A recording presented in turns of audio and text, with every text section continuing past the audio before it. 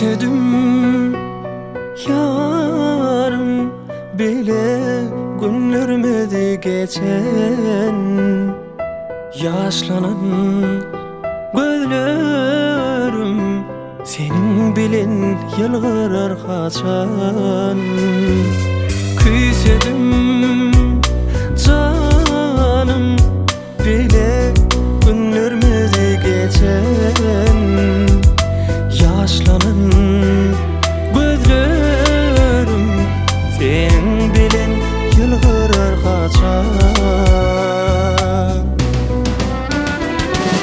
Günüm geçen o yanımda bulmasan bana yetin o.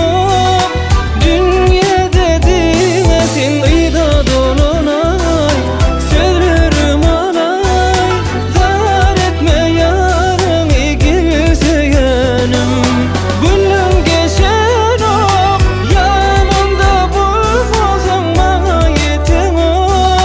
Dünya dediğine sen ıyda dolunay, sözlerim alay, zar etme yarın gelse yanım.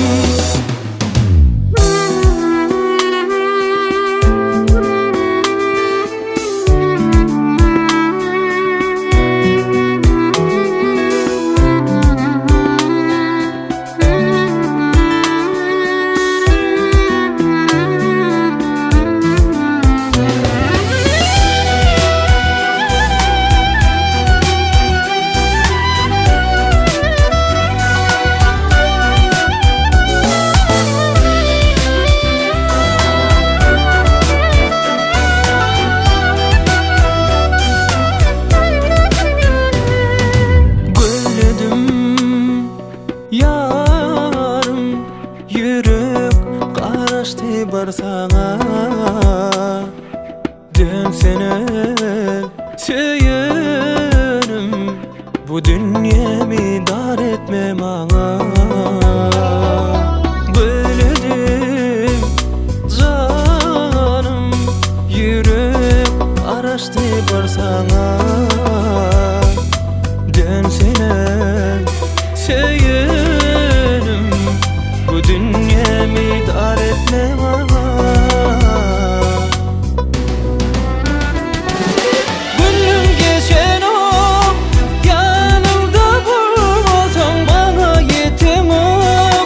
Dünya dediğine sen ıyda dolunay, sözlerim alay, zar etme yarın gelse yanım.